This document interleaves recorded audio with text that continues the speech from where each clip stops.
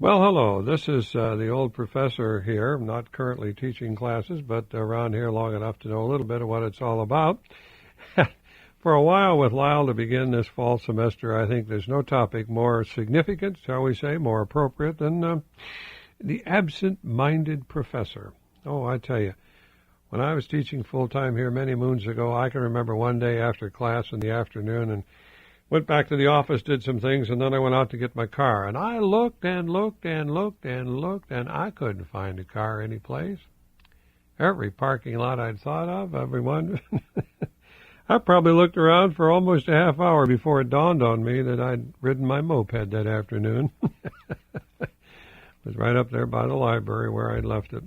Absent-minded professors. Perhaps you've heard the incident about the professor who, now I didn't do this, but the story is that the professor left the house for work one morning. You know what he did? He kissed the door and slammed his wife goodbye. Now, I've been told that, see. And then there are these absent-minded professors, and please do understand, I'm not talking about anybody on campus and the faculty here. They're all very fine, but we have this, this example, this stereotype of the absent-minded professor all the time. I like the one about the professor who told his wife upon returning home one afternoon that he had forgotten to take an umbrella with him. Oh, and the wife said, well, when did you miss it? And he said, when I reached up to close it after the rain had stopped. You suppose professors anywhere might actually be to that point. Well, those are probably fictitious, but I came across the account of in the autobiography of Theodore von Karman one time that I want to share with you in our little while together here. Theodore von Karman was an early aviation pioneer, and in his book, The Wind and Beyond, von Karman recalls the experience of a noted German mathematics professor. Now, the year is 1908. It goes back just a few years. David Hilbert was the professor, and one evening in real life, I think Hilbert topped all the fictitious stories of absent-minded professors I've ever heard. Really? Because, according to von Karman, Hilbert and his wife were entertaining a number of friends in their home, and his wife remarked that, she didn't care for the necktie that Professor Hilbert was wearing. So, being obedient, the professor promptly went upstairs to change his necktie. But he failed to return to the partygoers downstairs, and more than a half hour slipped by, still no professor. So, his wife, becoming quite worried, went upstairs to find out what had happened to him. She walked into the bedroom and found the professor in bed, in night clothes, fast asleep. Talk about absent-mindedness. You see, this professor had gone upstairs to change his necktie, right? Now, normally, the only time that he ever took off his tie, well, he'd be getting ready for bedtime. And thus, without any thought to the party, to what had prompted the request to change his tie, Hilbert removed it and then did what came so naturally after such action. He took off his shirt and then his pants, and he simply continued undressing till he got into his pajamas and went off to sleep. Completely forgotten about his guests. Well, you might say that he was a creature of habit and a bit of absent-mindedness. I hope in all my years at Mount Union faculty I never came quite that close, and I'm sure there are none today who are, of course.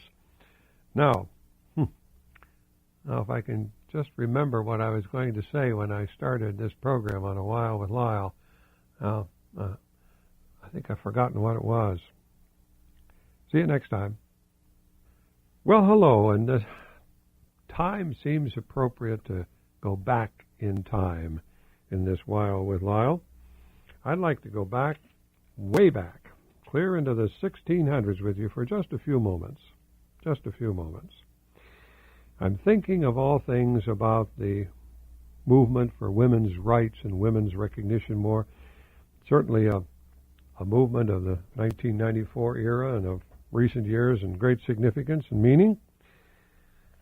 And I always remember something that a woman said way back in the 1600s to help bring this point home. In 1650, a woman poet over here was a rarity.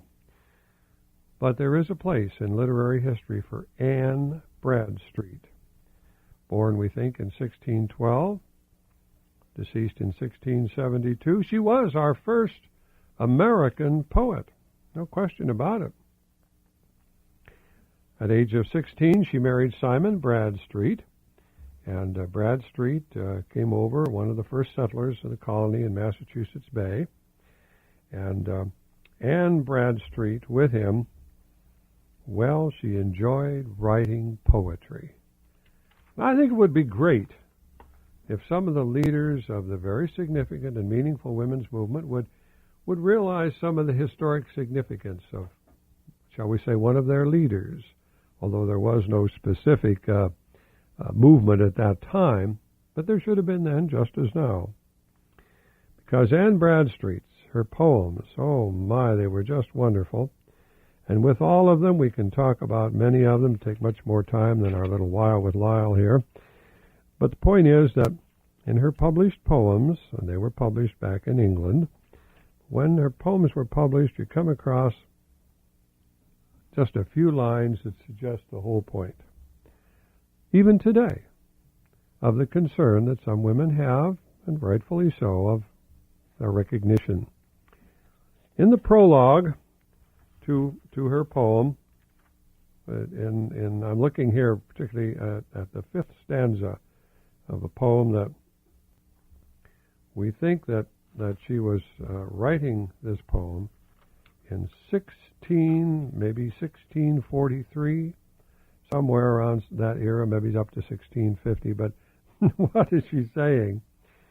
I am obnoxious to every carping tongue who says my hand a needle better fits. A poet's pen all scorn I should thus wrong, for such despite they cast on female wits. She's making her point in the next two lines, I think, bring home the point so beautifully. If what I do prove well, it won't advance. They'll say it was stolen, or else just by chance. Well, who is they? Well, of course, it's the men of the day. The female wits they despise. They can't give the recognition proper. Here is the poet, Anne Bradstreet, our first American poet, finest, this woman, bringing home the point that even if I write great poetry, good poetry, well, they'll come up with some excuse. If what I do prove well, it won't advance. They'll say it was stolen, or else just by chance. I think all of that can be utilized very effectively in the women's movement today. I just keep hoping that somebody will read their American literature. And I trust that some campus listeners are aware of that too, that there is such a thing as American literature, isn't there? And that there are some very great benefits from knowing a little bit about them.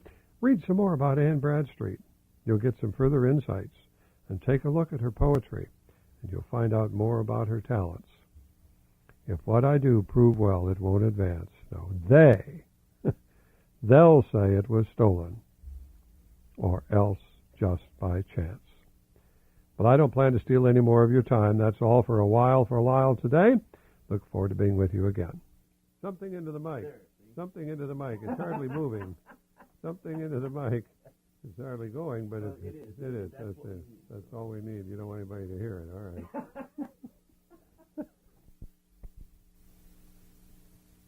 Hello, and I was thinking recently about driving along the highways at 55 miles an hour, listening to the gleeful whiz of trucks and cars and motorcycles zapping by me. And I find time to enjoy a bit of scenery. Oh, but I also find time to soak up some of those profound messages that come over the car radio. Maybe other drivers can do this at 80 miles an hour. I don't know. But what I do know is that one's education can be significantly enlarged by picking up some of those deep commercial messages on the radio. You suppose anybody actually believes those trumped-up hidden microphone accounts of some awesome realization by a dear lady that, by golly, this cleaner is brighter than my old one? you think that really happened? I wonder. Well, anyway, what have I found on the car radio? A variety of profound messages. Consider this. And this was from a Stark County radio station. A gentleman was giving the weather report, and he said blithely, "There will be sunny skies tonight." Tonight? How can that be? Sunny skies tonight? I thought that was only up around the North Pole. Well, anyway, adding to my wonderment was another Stark County radio station announcement. This was from a used car dealer who said, now get this, said, "And we offer a 100% limited warranty." Well, now wait a minute. If it's 100%, how can it be a limited warranty? If it's 100%, well, I don't know what it means. But the commercial reminds me of a news report that I got on the car radio that said 65% of the membership voted unanimously to reject the contract offer. Ah, that's nice.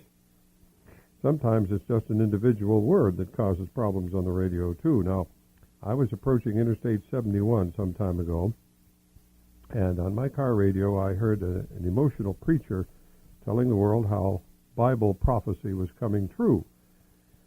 And among other things, he noted that the gospel is reaching more and more people. Now, he meant this very well. He just didn't pronounce the word right. He said, "Just think, with the invention of the printing press, we have been able to decimate the news to everyone."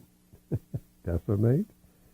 What the word that he intended was disseminate, of course, to send out. Otherwise, it sounds like well, I suppose many announcers are decimating the news.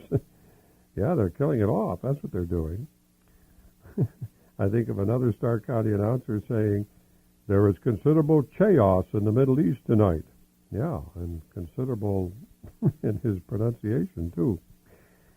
Well, and then we have another unfortunate word. I heard an announcer calmly say regarding the settlement of a strike that, quote, "radioactive raises were granted effective March 1. Radioactive. Not retroactive, which is what was meant, of course. Oh, the profundities abound, don't they? "Prices are lower now," said one commercial, "than they will be after the increase." Get that. Prices are lower now than they will be after the increase. Who can argue with that? Or consider the Savings and Loan Institution, not too far from Alliance. On my car radio, I heard that it said, "Now you can get loans at current interest rates." Well, good for us. What other kind would there be? Well, I was driving along a road one time in a rural area, and there were some nice vegetables being grown in abundance along the road there, and there was a sign that they had a little market there, and the sign brought all sorts of questions to my mind, however. It simply read, "Produce, new and used merchandise." You want some used produce? How about some used vegetables, huh? I don't know. Well, my favorite of all the car radio announcements that I heard, I'd have to say it came near Youngstown, Ohio, some 4 years ago on a turnpike.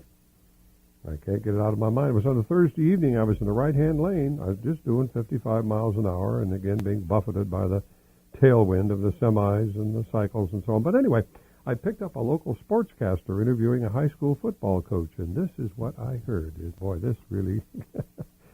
Tell me, Coach, how important is this game tomorrow night on your schedule? Well, I'd say that this is one of those ball games that you're going to have to win if you're going to go through the season undefeated. I almost had to pull over to the berm and contemplate that deep and awesome statement. Well, I might have made friends with some other drivers if I had pulled over. Who knows? Well, that's a while with Lyle for today. The old English prof has to think about these things that he hears. It just shows that our language, our vocabulary, lends itself to all sorts of possibilities and a few impossibilities as well. See you next time.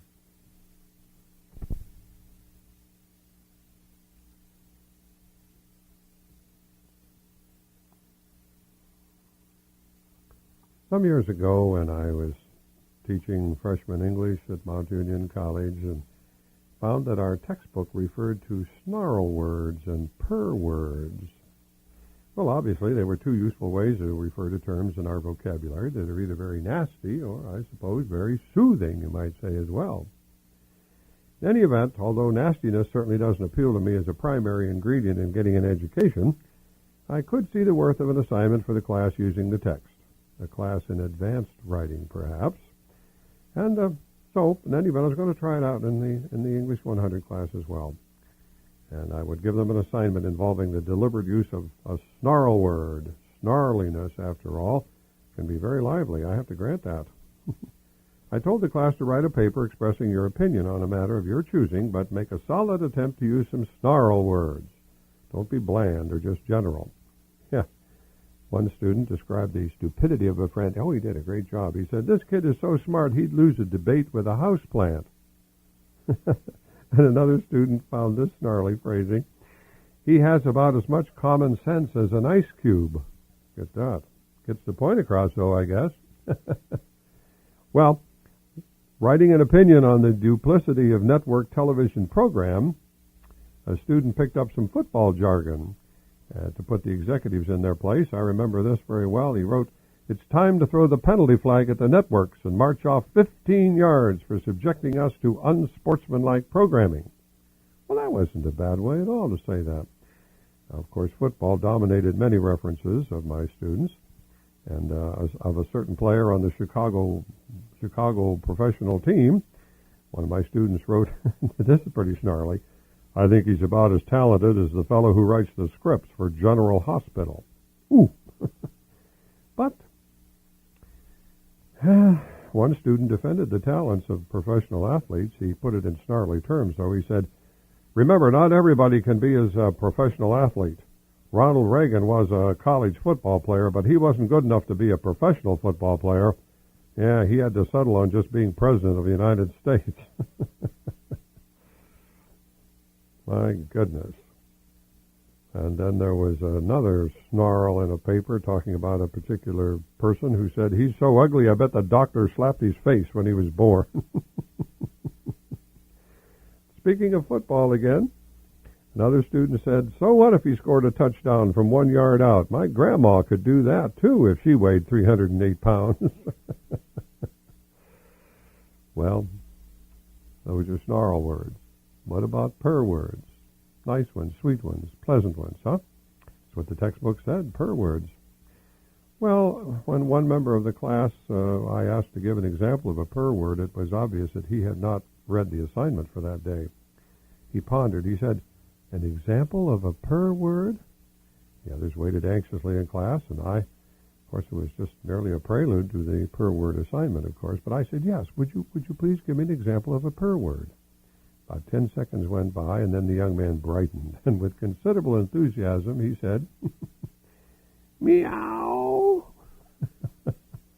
It is to my credit, I believe, that I did not use any snarl word at that moment in the classroom. Teaching is, as I've noted many times, a very humbling experience. That's enough for a while with Lyle for today. See you next week.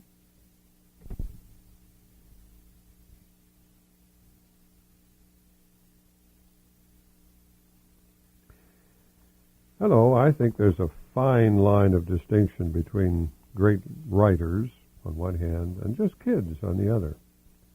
Depends on how the phrasing strike you, I suppose. I know we work hard at expressing ourselves effectively in writing, yet sometimes kids can say it much better than even the great poets can say it, I think. A youngster describing her first day in kindergarten said, "We walked out to the bus in 2 lines. We were like a walking 11. Well, is there any better way to say that? And I love the kindergartner's statement that the kindergartner picked up a feather and told the teacher, "Look, here's a bird leaf." I think that's pretty good poetry. Really do. And even better, the 4-year-old who was struggling uphill on his bicycle, I guess it really was a tricycle, going uphill, and he was tired. But he just didn't say, "I'm tired." No. This 4-year-old said, "My feet are all out of gas." Well, that's a great way. We can chuckle over those, and we can be proud of the kids who say them. Sometimes when we're pondering professional writers, we might not appreciate some of their delightful phrasing. I'm thinking of E. E. Cummings, noted poet, but not noted for shall we say, the simplest kind of poetry. In one of his poems, he spoke of his father walking in dooms of love. Was that a mistake? Did he mean rooms of love? Was the printer at fault? Oh, no. Well, then why did he say such a thing? Because it has the same creative use of words as the kids have. Only we didn't expect it from a professional, see? Father walks in loves that were not with happy endings, perhaps. They were not rooms, they were dooms of love. Sad endings to them. Well, maybe kids say things better, who knows. One kid told his friend that his daddy was taller than the other boy's daddy.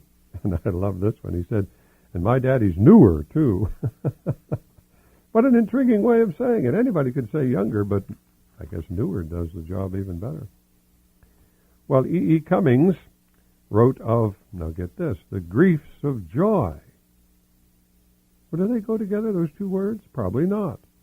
Yet the very nonsense of putting them together is what lifts the artistry of the writing of the professional. The griefs of joy. Yes, there are joys, and with them come special griefs, otherwise unknown. But back to kids. Maybe kids can say things even better. I think of the youngster starting school who said, "Oh, I have so many friends I don't know yet." And one of my very favorites is the little girl sighing as she mixed the cookie dough, and she said, "I'm so tired of stirring. My arm is out of breath." Oh, I love that. It's certainly not always the normalcy of our communication that makes us efficient. Sure, getting instructions for putting a mechanism together, the parts fitting one on another, well, this certainly needs clear, direct, perhaps what we might call unartistic phrasing. But there are times when the turn of a phrase makes us recall the circumstances much better. Such as what the little lost kid said. He asked a stranger by the store entrance, "Did you see a big lady go in here without me?" Well, I think we remember far longer such phrasings, the novel wordings, whether from professionals or from kids. And I'm not just kidding you.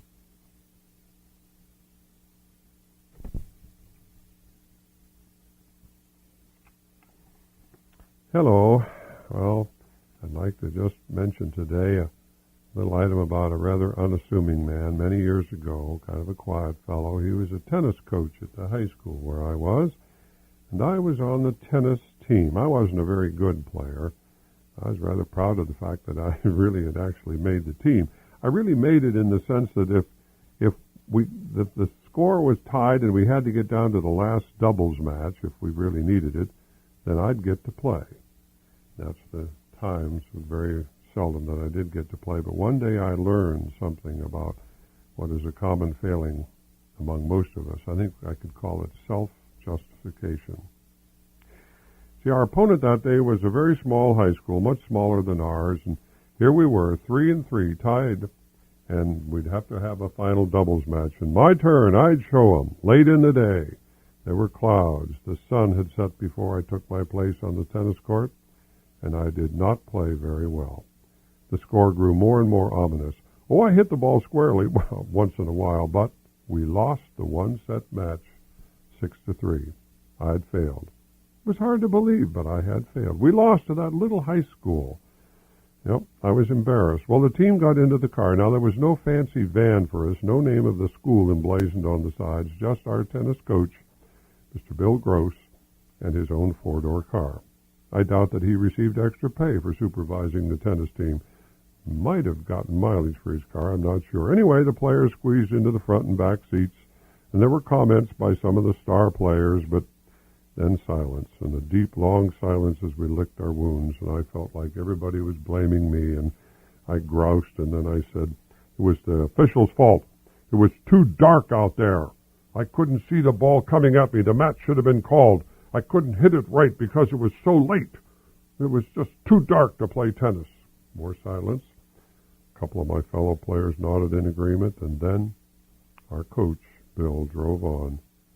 Silence, and then with just the slightest tilt of his head and in a deliberate, soft style of speech, he got right to the core of my self-justification, he'd simply said, Lyle, it was just as dark on the other side of the net.